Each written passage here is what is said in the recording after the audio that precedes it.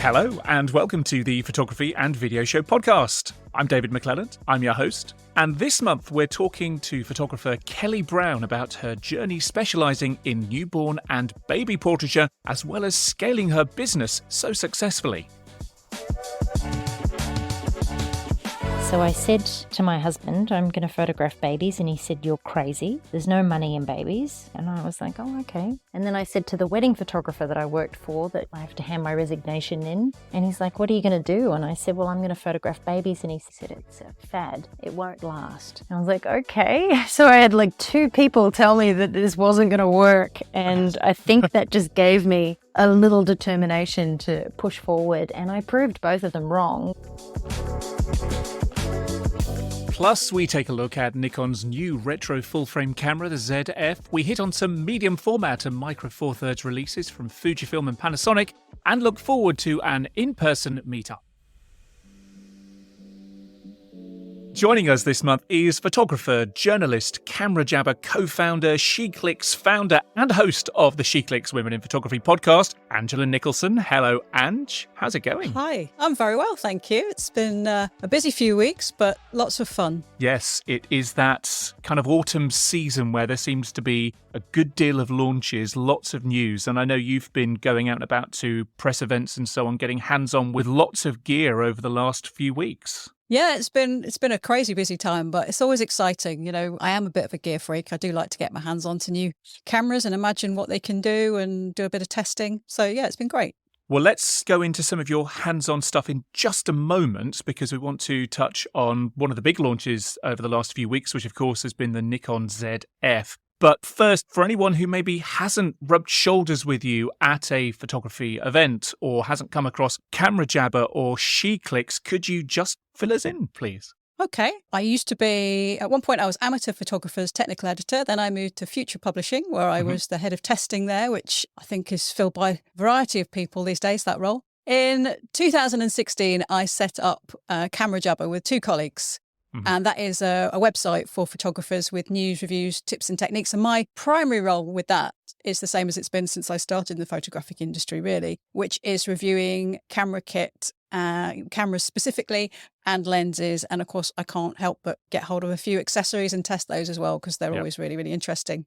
In 2018, I launched SheClicks, which is a community for female photographers. And that primarily runs through Facebook. We have a Facebook group with over 12,000 members. And it's exciting, it's fun. We sort of have a informative vibe, but it's always very, very friendly. It's educational. And we have meetups where we have lots of fun. And also we have free webinars. And as you say, recently launched the SheClicks Women in Photography podcast, which has been really exciting. You mentioned meetups there. And later on in the show, we're going to be having a quick chat about a photography and video show and SheClicks meetup that will be taking place later in October, about 2 or 3 weeks away as we record right now. But let us dive first of all into some of this month's news. And, well, much rumoured, finally revealed, the Nikon ZF has promised classic design with modern features. And you've had some hands-on time with this. What have you made of it? Well, my first impression of it is, you know, sometimes somebody puts a camera down in front of you and you look at it and you instantly know whether you want to pick it up or not. And this was a camera that I wanted to pick up, you know, because it looks really nicely made. It looks solid, and you want to feel whether that is backed up by the, you know, in your hands, the tactile experience. And it is. Yeah, it feels great. It looks great. It was nice to see that they've added a little bit of a grip on the front, because previously with the APS-C version, the ZFC, it hasn't got a grip, so it's a bit, you know, it's flat fronted, so it doesn't feel as secure in your hand. And if you imagine scaling up to a full frame camera, then it's a little bit bigger. So just having that bit of grip really adds something. And then it's also, apparently the dials on the top are made of brass, and over time, you know, some of that black paint's going to rub off and you'll get a little bit of the brass coming through, and a patina will build up, and so you suddenly start to think, oh, this could be, you know, it's a camera that at some point you're going to be able to put on a shelf with old film cameras and maybe not be able to tell the difference from the front. Well, on that point then, for anyone who isn't familiar, who hasn't seen this, it is modelled on the iconic Nikon FM2, which is 40 years old, I think, this year. I think it launched in 1983 or thereabouts. and it only came off the shelves in 2001. So that had a really good shelf life of its own accord. And this is a modern take on that, but very, very much in the kind of retro style. You mentioned the ZFC, which is the APS-C version. It's been out for, 2-3 years or something like that. And this is the full frame version of it. So it's got the classic retro styling. It's got the lots of dials and controls on the fronts. But on the inside, it is a really, really capable, competitive camera with many of the other cameras on the market right now, isn't it? Yeah, it's very powerful. I mean, for a start, it's got the same sensor as the Nikon Z6 II, which is 24.5 million pixels, which is a really nice sweet spot. You know, it's a good size in terms of pixel count, but also you get speed of processing, because you haven't got massive file sizes. But it's paired with the XP7 processor, which is the same processor as in the Z9 and the Z8. That's proper flagship stuff, isn't it? Exactly. And it's got the same kind of focusing system as the Z8. So it means that, you've got all the subject detection modes. Now, so far, I've only used the camera in a sort of fairly gloomy restaurant. So I've been able to direct it towards other journalists. And I can tell you that the human subject detection works very well. I've yet to try it with animals and cars and things, but I am quietly confident that it'll be able to deliver. So the idea of combining such modern technology with that retro styling is very, very appealing. So where does it fit into the lineup then? Because as you've touched on there, it's got elements of the Z6, Z6 II, the Z8, Z9 with that 24.5 megapixel sensor, XP7 processing engine. But in terms of features, it's also got some new tricks up its sleeve, the pixel shift, for example. So for a Nikon photographer who maybe is looking to make the move to mirrorless and benefit from some of the capabilities that this mirrorless format brings, what kind of things should they be looking at to help them grab onto whether they look at the ZF or whether they look at I say traditional in the loosest sense of the term, but the Z6 or the Z8 or Z9, for example? Well, obviously price plays a huge part in that. And I mean, a lot of the talk at the moment is about the Z8 because it really is a phenomenal camera. Yeah.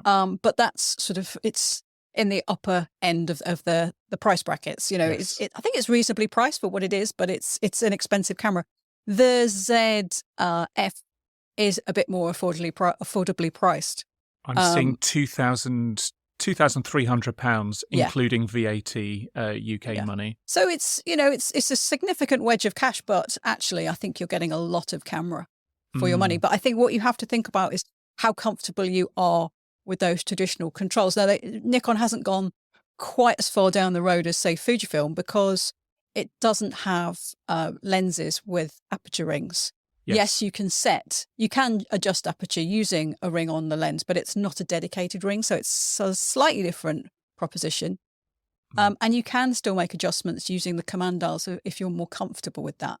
But if you're only going to go down that route, then it seems more sensible to go for a Z6 II or a Z7 II. That said, the Z6 II and Z7 II don't have the same sort of focusing capability with the subject detection as the ZF. And that, for me, is quite a significant thing these days. It's definitely the way the industry is going, and it makes such a difference with wildlife, pet, human portraiture. Two things I do want to pick up on. This pixel shift, difficult to say, this pixel shift capability that can create up to, I think, 96 megapixel images in camera. It's something we've seen on other cameras before.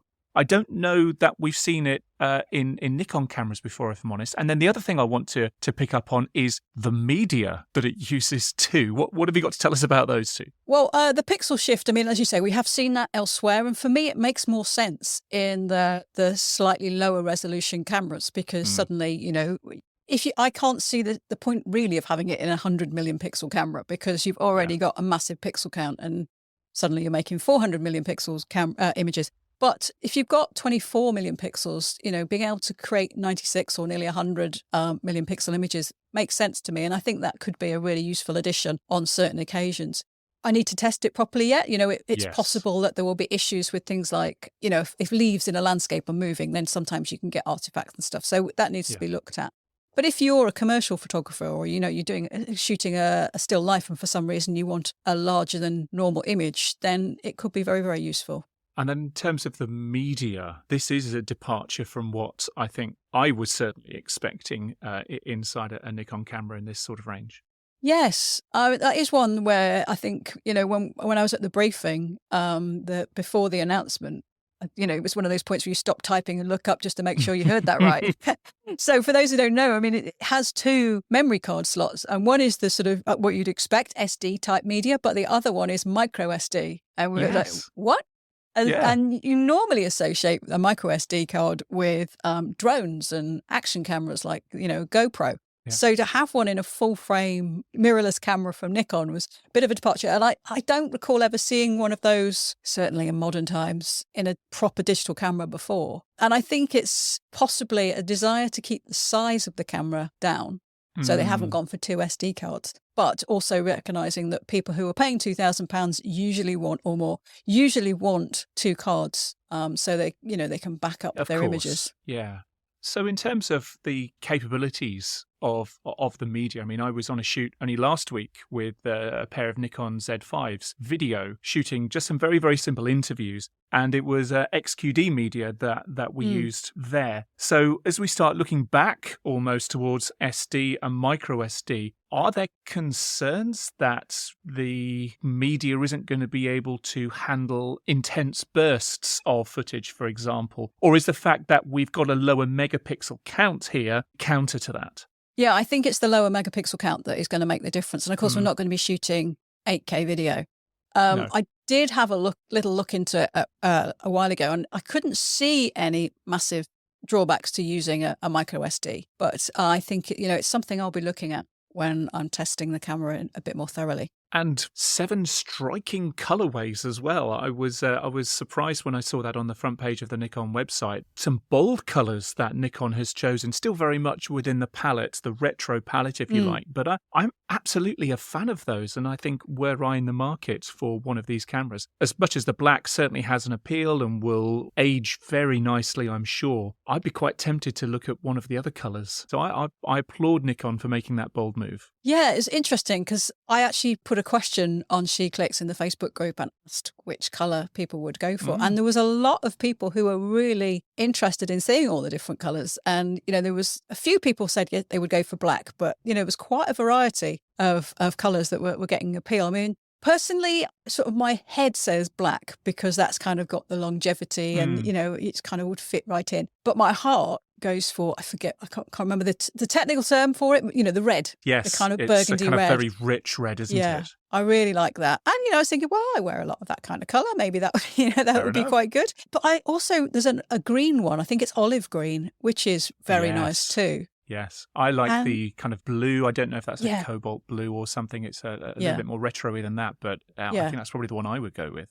Yeah, that was receiving a lot of love in SheClicks. But there was, and the orange. A lot of people like the orange as well, a bit of a splash of colour. So, there was quite a spread. People appreciated all the colours. And I wonder if actually, people will find it very, very difficult to make a decision and therefore end up going for the black. But who knows? It's nice to have the choice anyway, isn't it? Not the only new news this month. Let's touch quickly on one or two other things. Panasonic has announced the G9 Mark II. And for context here, the G9 Mark I, I believe, launched around about the same time as the GH5 and the GH series from Panasonic. Very popular with videographers. Still great stills cameras, but very popular with videographers. So I think the G9 was the more stills-focused offering. The GH6 came out maybe last year or something like that. Now the G9 Mark II has come out. What have you made of that, Ange? I guess there's two key things for me. One is that, the jump in pixel count. So it's up to 25.2 million pixels, which is a significant jump, which I think, makes it more attractive. But the other thing is the inclusion of phase detection focusing. It's the first stills G series camera. Is it actually? No, in fact, I think it's the first G series camera to have phase detection focusing from Panasonic. And that makes a big difference. It's faster, it's more decisive. And also we've got the subject detection. Now, we've had subject detection from Panasonic in the G9, but if you were photographing animals, it just sort of said, there's the animal, and it might roughly sort of select its head, but it didn't target its eye. So, if I was photographing my dog, which I do quite a lot, the focusing could be on his nose, it could be on his head, or it could be on his backside, depending on, what orientation he was on. And now it will detect his eyes, which is great. And I was lucky enough to go to the press briefing, which was held at a safari park, which on a bright sunny day was looking very like a sort of verdant Africa, to be honest, because we were going around and, suddenly some giraffes came over the hill and beautiful blue skies, and the trees obviously all nibbled in the same way as they would be in Africa. And it did a great job. I mean, sometimes the markings of giraffes, that confused the subject detection in terms of getting the eye a little bit sometimes, but there were other animals where it was straight on. And the great thing about subject detection is, of course, that the more images that are analysed, the better it becomes. So over time, as firmware updates come out, it gets better and better. And I think it's already pretty good. So, that's an exciting development, I think, from Panasonic. The joy of machine learning and machine learning AI, obviously something the whole industry has been talking about. We've been chatting about a lot on this show over the last few months. G9II price tag of about £1,700. And that will be coming out, I believe, in November this year. Another launch, though, which is also very interesting, moving over to the Fujifilm side, is the GFX100 Mark II. Lots of Mark IIs coming out at the moment. Where does this sit? Why is this important right now? Well, it's Fujifilm's flagship medium format camera. And by medium format camera, we mean that it's got a larger than full frame sensor. And actually, it's 1.7 times the size of a full frame sensor. It's got a pixel count of 102 million pixels, which is why I sort of alluded to it earlier. Yes.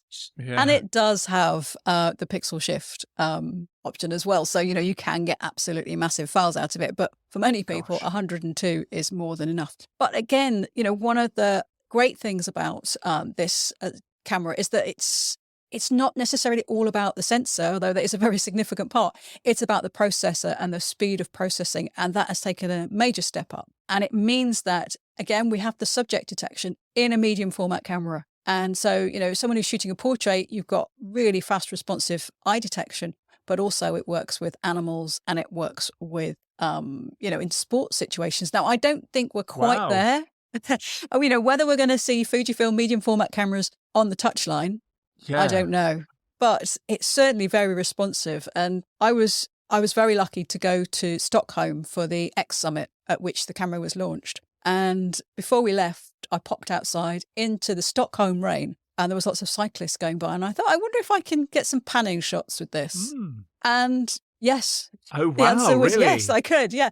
So, I just had to, I could set it to, I can't remember whether, I think I alternated between, because there is an option for bicycles or humans, and I think I alternated between the two, and it managed to detect them, whichever one it was selected. And so I could rely on that to find the focus for me. And then I just had to concentrate on panning at the right speed, which is, is quite a skill. And I got some shots that I'm really pleased with. And it's not something I ever expected to do with a medium format camera. It's kind of pushing the boundary a little bit, like you say, of what you expect a medium format camera to be able to do, because you mentioned portraits there. Yes, they very comfortably fit there. Architecture type stuff as well. And interestingly, I noticed that alongside that camera, Fujifilm's also announced 2 tilt shift lenses for its GFX lineup as well. Yeah, I mean, I think perhaps the 35mm is the one that most people are excited about, or more people are excited about, because, that's going to be really interesting for architecture, and it has, it could be really interesting for landscape photography as well. So it means that you can shoot from low down, and instead of having converging verticals, you can get, trees perfectly straight. Yes. And so that makes a big difference. And I think perhaps the 110, maybe that's going to be useful for still life and commercial photography. Thank you for now, Ange. Time now to hear from this month's feature guest.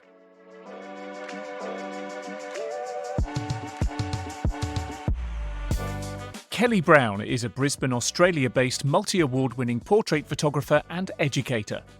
Over the last 20 or so years, she's built businesses, communities, and in-person events all around capturing images of newborn babies.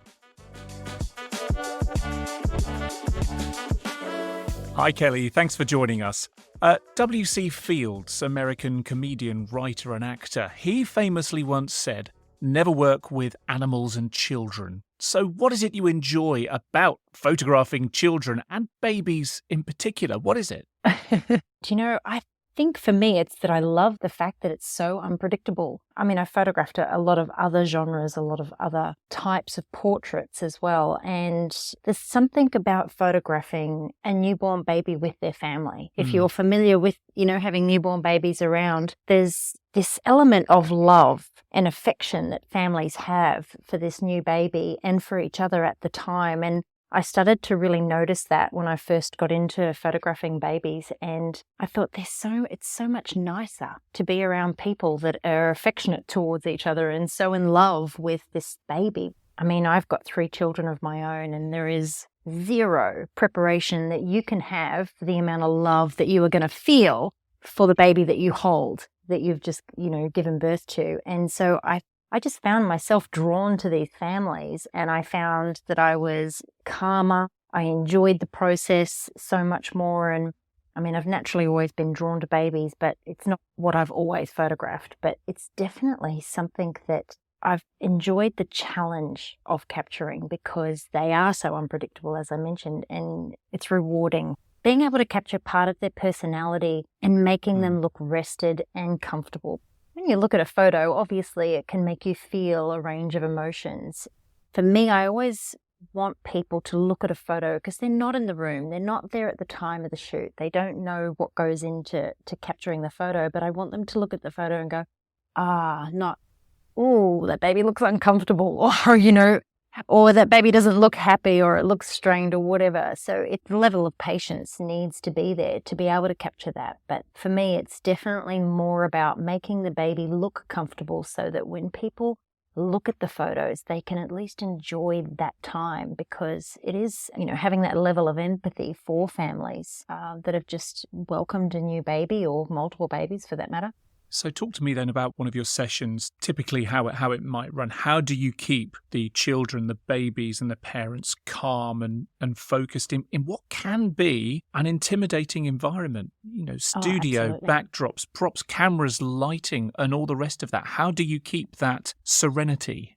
A newborn studio is very similar to a normal photography portrait studio. I've worked for other photographers throughout my career. So taking, the whole overwhelming amount of equipment that we are required, but to turn that into a space that is very calm, that is welcoming and it's comfortable for them. I think for a lot of new parents, they're so overwhelmed with not knowing what to do when they become parents. And, on one hand, they've got this enormous amount of love, and on the other hand, they've got this world that they are completely unknown to. They're sort of trying to do the best that they can every day to get through each day on very little sleep. So for me, it's about making them feel comfortable, because when you take a new baby to an environment like a studio, it's nerve-wracking for them. It's overwhelming, obviously, because of the equipment, and they're worried about their baby. Everything concerns them, from, the cleanliness. So obviously things have to be very nice and hygienic, but also just for anyone who doesn't have a baby, it can be very overwhelming for them and can bring on anxiety to go to a new place that they've never been to before. So for me, it is all about creating that calm space and making them feel as comfortable and relaxed as possible. I have relaxation music. If you've ever been for a massage, and you walk in and you instantly feel relaxed, it's like that. So I have a lot going on in the room. And even if I'm somewhat stressed or anxious for whatever reason going on outside that particular shoot, then I always make sure I sort of ground myself walking before going into the studio, so that I keep that same calm energy that my clients need for them to be able to sit back and relax. So the session basically revolves around them and how I can best make them feel comfortable so that their baby feeds off that energy for me to be able to photograph them contently. That's probably the best word. I asked this question as we did a shoot when my eldest daughter was a baby, and I found it very difficult. And I'll be polite in case the photographer's listening and for some reason can remember who we are. I would say it was me rather than them, but I felt very uncomfortable during the shoot. And I'm pretty sure from the shots that my daughter didn't enjoy it either. And no surprise, the images aren't something that we really keep or at least treasure. They are on the wall at my parents-in-law house. And I can just see in my eyes, and certainly my daughter's eyes, obviously knowing her very well, that it's not necessarily this calm, serene, not a memory that we want to treasure. I just wonder if for some reason on a day a shoot isn't working, maybe the baby's having a bad day, maybe the parents are having a bad day, whether it's a case of, all right, just take half an hour, go and chill, go for a walk, go and do whatever you need to do to go and ground yourself, or if on some days the stars are just meaning that it's not going to work. Do you know, I just love that you brought this up because it is such a big part of what we do. To hear this from a parent's perspective, I love this because what I think a lot of photographers forget is that we are in the business of people. And if we're not taking care of the people that we're welcoming into our studio, then we're not creating an experience that they're going to remember. And photographs take you back to a moment in time that we remember. They remind you of that experience. And you just told me about that experience. And how old is your daughter now? Sorry, how long ago was the session? Oh, she's 13 now. There So you we're go. talking So a good 13 years ago. You are remembering exactly that. And those photos remind you of that experience. And I think this is what we have to remember. We have to take care of the people. Babies don't remember. Like, they will look back at the photos and look at them and go, why did you dress me like that? You know, what were you thinking putting me in that? And why did the photographer do that? They will have their own mindset around looking at those photos. But as parents, we remember that moment in time looking at the photograph. And I have very similar photos of my daughter who's now 20 and she's got one eye open and she looks extremely uncomfortable. And I just think, oh no, what did I do to that poor child?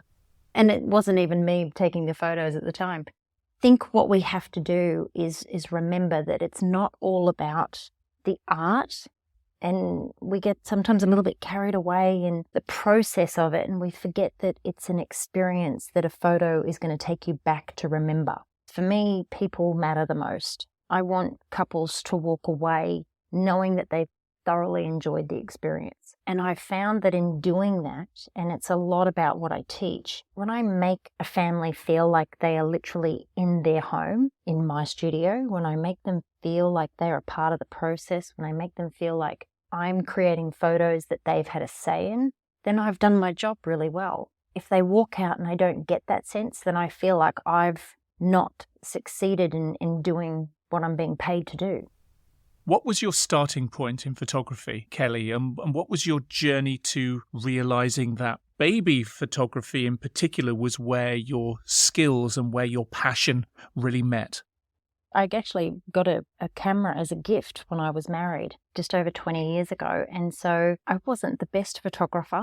And my husband at the time said to me, perhaps you should learn how to take a decent photo. So I enrolled in big blow. I enrolled in a course and I ended up having a baby of my own and literally didn't want to miss a moment. So I took 100 photos a day of this poor baby. We stare at them literally, all day, every day, don't we? Trying to remember every little inch of them. And so, doing that, obviously I was learning a lot. And then I remember having this 6-week-old baby and I was off to college at night for a couple of hours each week to learn more. And it was just when digital photography was starting to sort of come along. So I got quite hooked on it then, and one sort of thing led to another. And before I knew it, I was working for a architectural company, photographing staircases, just sort of from there and having conversations with people that I knew. It was like, oh, somebody I know is getting married. They're probably looking for a wedding photographer. So I started photographing weddings. I got up to about 25 a year. Before I knew it, I had this very busy full-time job and 3 children under 3. So I sort of had to decide at that point whether I was going to keep going in the same direction like most photographers do. When they're sort of starting out in those first few years, you photograph anything and everything. You don't want to turn a job down. I'd been photographing friends' babies, other people's babies, and people that I'd photographed their weddings for, they were having babies. So I was getting busier with more baby bookings. And I thought to myself, this is easier. And my clients can come Monday to Friday. So I didn't have to work weekends anymore. At the time, my husband actually was working in construction, so he was fly in, fly out. So he was only home every second weekend, and it was making it very difficult for me to continue sort of booking at the same rate. And I just made the decision that I was going to photograph babies. So I said to my husband, I'm going to photograph babies, and he said, you're crazy. There's no money in babies. And I was like, oh, okay. And then I said to the wedding photographer that I worked for that I have to hand my resignation in. And he's like, what are you going to do? And I said, well, I'm going to photograph babies. And he said, it's a fad. It won't last. It's a trend. And I was like, okay. So I had like 2 people tell me that this wasn't going to work. And I think that just gave me a little determination to push forward. And I proved both of them wrong. My husband ended up giving up his job in the construction industry and came and worked for me. The photographer that I worked for, he sent all of his staff to me to be trained a few years after I left there. So wow. I proved them wrong, didn't I? Well, I guess it's a natural follow-on from weddings, at least for many couples. What happens within a couple of years or so after the wedding, it's the baby. So I guess you're seeing the next stage of the journey that the wedding photography business was seeing. Yeah, and for me, that's probably the biggest reward of everything that I do, is that knowing that I get to watch these families grow and that they've got the confidence within me to continue capturing their journey. I always say repeat business is good business, and that certainly bears true there. You have successfully scaled your business from Kelly Brown Little Pieces Photography almost 20 years ago by the sounds of it, to what it is that you present now, which is much broader.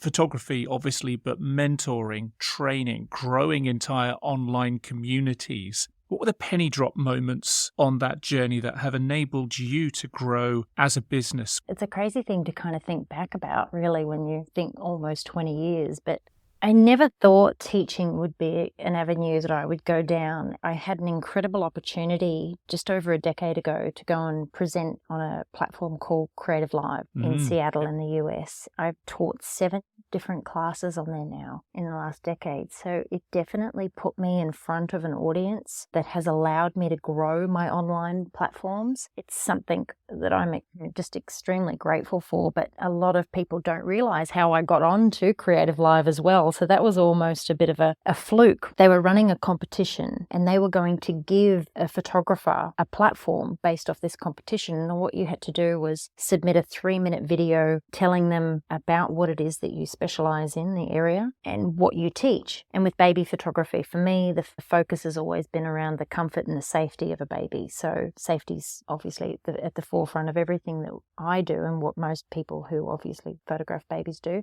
So I did this 3-minute video, and Garrett, who's my assistant, and he's been with me for over 12 years, he held the camera in front of my face, and I'd never filmed anything. And I literally just sort of blurted out everything that I taught in an in-person workshop.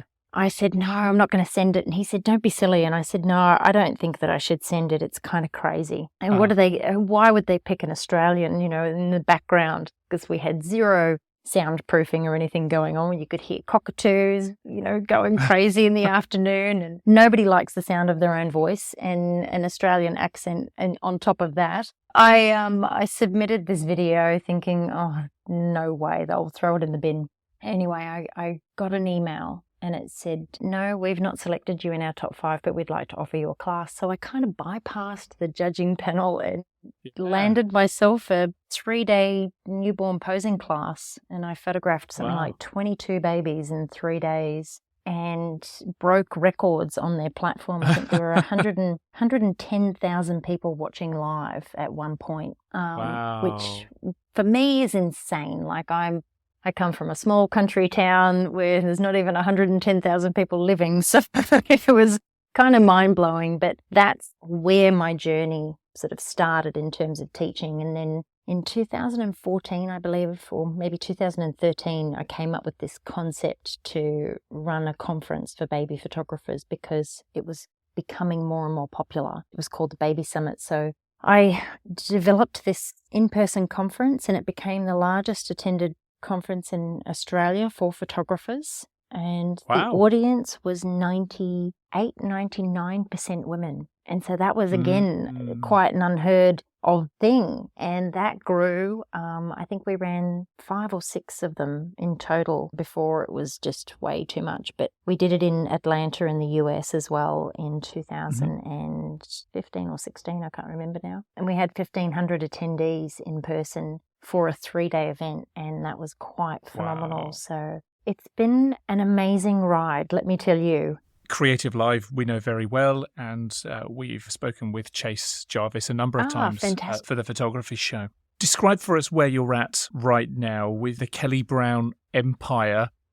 What does that encompass? Do you know, it's funny because I do work with a lot of photographers in terms of growing their business, and I am always looking for different avenues to be able to expand and continue to grow as a business owner, as an entrepreneur. And I started a film and production studio here in Brisbane where I live. So yeah, it's booked out solidly. It's one of the largest soundproof film and production studios called Spine Street Studios. So that's part of how I have expanded. With my online education, I have kellybrownonline.com, which is more like a monthly membership for photographers who want to basically learn anything from newborn photography right through to family portraiture, maternity, you name it. It's a really beautiful community, actually, and I'm live 3 times a week. So it works out to be about 6 hours a week that I'm live with them teaching. You know, it can be anything from an image critique or to an edit with me or just a live Q&A.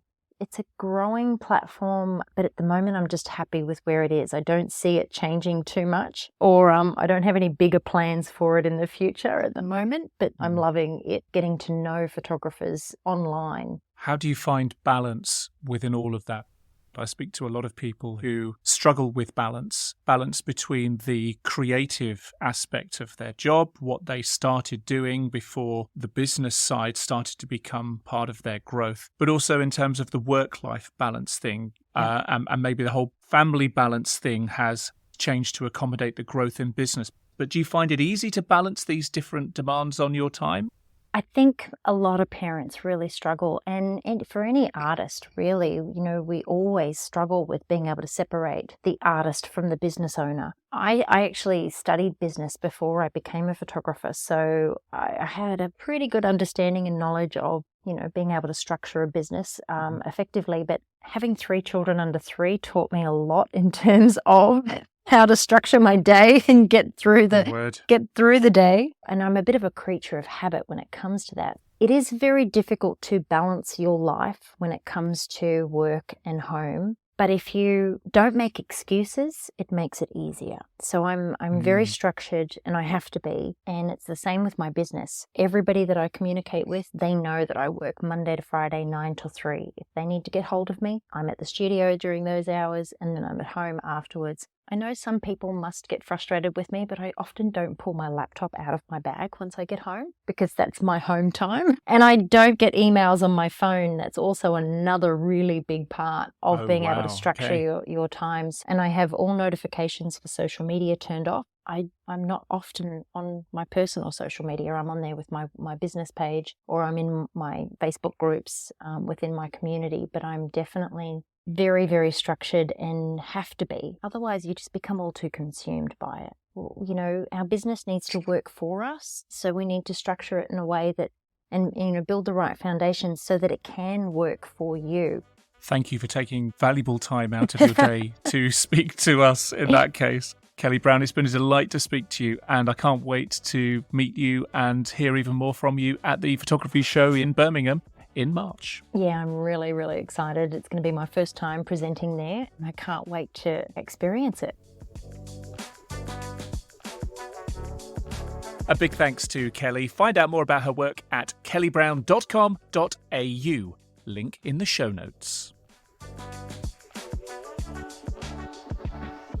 And let's talk about the SheClicks and Photography and Video Show meetup at the Fujifilm House of Photography in October. This is very exciting. What is it? What can people who go expect to experience? Yeah, well, it is very exciting. It's not the first time that SheClicks has been to the Fujifilm House of Photography, but we're very excited about going back. So the photography show, I absolutely love it. And, the number of women who go there has been increasing, but we still haven't got sort of 50% representation yet. So I was trying to think how we could make women more visible at the show, but also make the show more visible to women and how we can encourage more women to go along. And so I had a chat with the photography show team. And we came up with this plan, which is going to be part of the long-standing campaign called Women Who Photo. So basically, we're going to get together at the House of Photography. There's going to be 2 sessions, and we're all going to have our photographs taken with Fujifilm ex-ambassador Emily Endine.